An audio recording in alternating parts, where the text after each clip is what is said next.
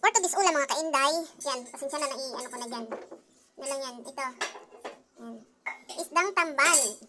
Kamatis, sili. Ano lang dyan. At, kalamansi mga kainday, kalamansian natin. Ang tawag dyan, kinamatisan. Ano tawag dito? Kalamansi.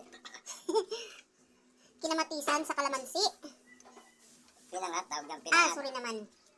Nagluluto tayo mga kainday pero hindi tayo marunong tingin o hindi natin alam kung anong klaseng tawag dito sa ating iluluto. Nagugas naman ako mga kainday, kami naman ang kakain. Pasensya na kayo. Pigain ko to para masimot kasi hindi ko siya totally piniga. Yan. Para umasim din yung ano.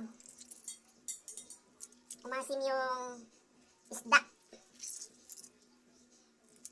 Yan. Tapos ito yung sabaw niya ng kalamansi.